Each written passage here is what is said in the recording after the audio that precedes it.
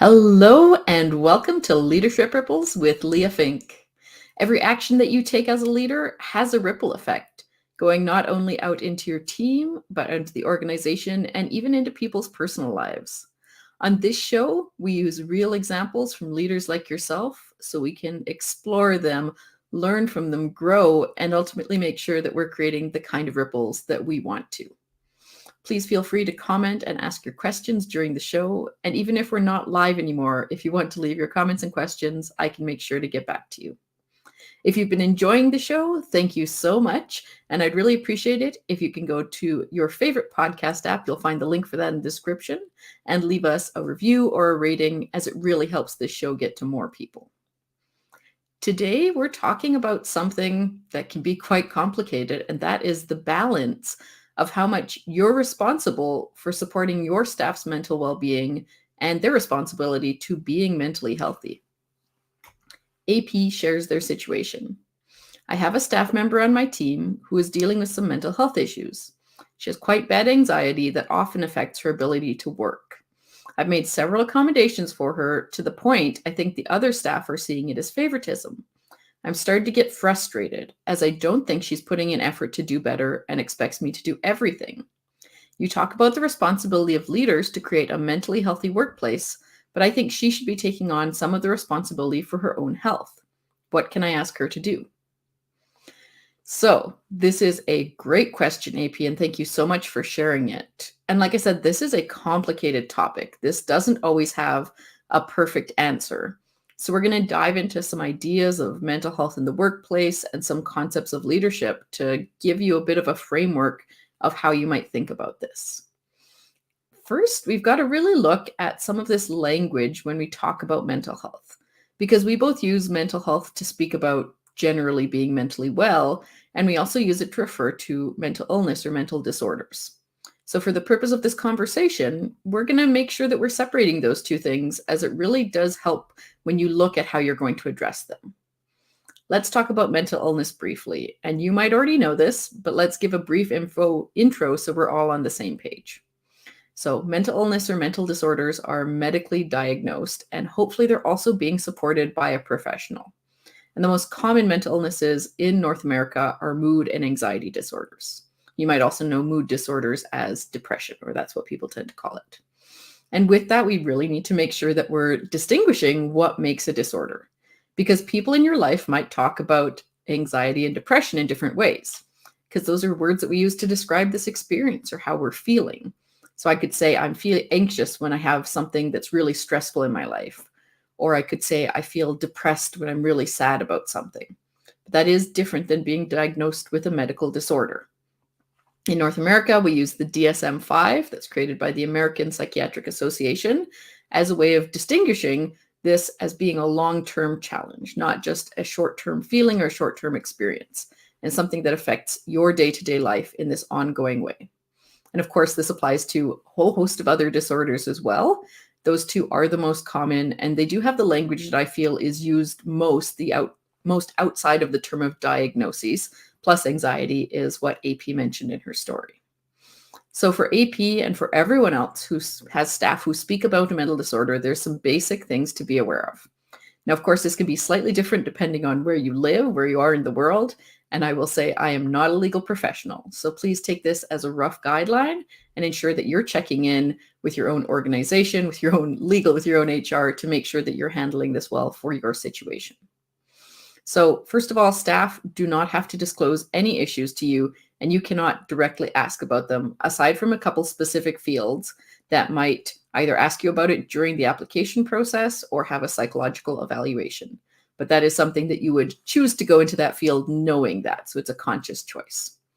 And that being said, if someone does disclose a mental health issue to you, you need to you're then obligated to accommodate them to the point of undue hardship. So that means you have to put in real effort to accommodate them. You have to keep it confidential, and you can't discriminate against them for having that mental illness. Now, even if someone doesn't disclose anything to you and you notice someone who seems to be struggling, you also need to check in with them. You need to inquire if they need any help, if they need any accommodations. And this is a discussion you should be starting based on the issues you're seeing at work and a curiosity about how you can support them to better do their work. So there is even legally a fair amount of onus on employers, on leaders to support someone who is mentally struggling, whether they have a diagnosis or not. And if it does become a known diagnosis, that means the employee might be more legally protected as well.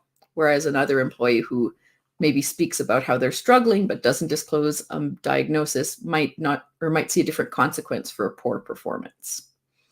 So, AP, you have someone who's speaking to you about how they're struggling. I don't know whether or not they have a diagnosis, but I am glad to hear that you've been engaging in these conversations with this person about how you can support them. That is the most important step, regardless of their actual situation, and definitely a responsibility everyone should be taking on if you're a leader trying to help people on your team. And I want to say, hopefully, you also have had support from your leadership, from HR, to navigate this situation. It's helpful to have that larger support team because that can open up the realm of accommodation to things beyond maybe what you can provide on your team. And if you felt like you're really on your own in trying to support that person, or what you offered is not able to support them, please ensure that you're reaching out to some other resources to do that as well. Sometimes as well, no matter the situation, no matter the person, and this could be on any level and any type of interaction, when you ask you can support someone, they might not know. And this can, of course, add to the trickiness of this situation. They might just know what's not working or what is stressing them.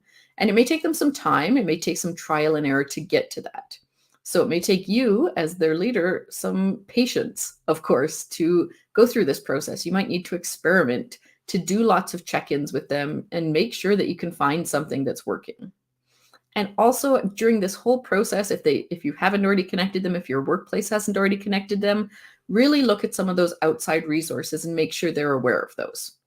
And so there should be, hopefully your organization has some sort of benefits plan. Maybe they have an employee family assistance plan. There's a variety of government resources. There's local resources, online resources that could be so helpful to this person if they haven't accessed them yet. And this is really where I'm going to say staff should ideally be responsible for some part of how they're showing up. That is, that they are seeking out resources and support so they can function optimally. That they're engaging with these accommodations that you're providing for them, and they're offering that feedback. They're having that conversation about what is working. I also want to recognize that if they are experiencing some extreme mental disorder, or they're really at a challenging point in their life, this can be very hard for them to do. And of course, that's going to feel like there's more of a burden on you. That all being said, let's switch tracks for a moment and talk about what this means then to create a mentally healthy workplace. Because I want to make sure it doesn't feel like you have to take on the role of some sort of mental health provider who is treating whatever mental disorder your staff may be dealing with. You are not treating anything. You are creating an environment that is going to generally promote well-being for your staff, lessen stress, and that's not just for this person, but for the whole team. You're kind of creating this space, and so the day-to-day, the immediate, they're not seeing maybe some of those symptoms. And so you want to make sure that your whole staff team can do their best work in general. This goes beyond this one person. So you're looking at some of the factors in the workplace that might be impacting your team, both positively and negatively. And if you want to know a little bit more about those factors, a couple episodes ago, we talked about the factors that are inherent in a mentally healthy workplace. So definitely go check that out and understand more about that side. So these are really the pieces that we're responsible for. We need to explore challenges that our staff are having individually, making sure that everyone has some accommodations and real understanding about how they can do their best work, about those individual needs that they might have. We're focused in general on creating this mentally healthy environment where everyone can thrive. And when you think about all of that, that's a lot of responsibility. Leaders who are doing a great job leading, who are not just trying to ignore these problems, have a lot of responsibility, and it can be quite draining. And that leads us to this very important piece of taking care of yourself. Something that's really hard that a lot of people experience challenge with is when you're trying to support someone who's having some sort of challenge with their mental health in their life. It is incredibly draining and challenging for you. You might feel powerless in what you can actually do to help this person. Is it truly helping them? You may feel some sense of fault or responsibility that you are actually not responsible for. You are not responsible necessarily for this person's mental illness. And sometimes we can take a lot of that on emotionally, and that's not necessarily helpful. That's not supportive of yourself or that person. Your responsibility as their leader is supporting this environment that they're in.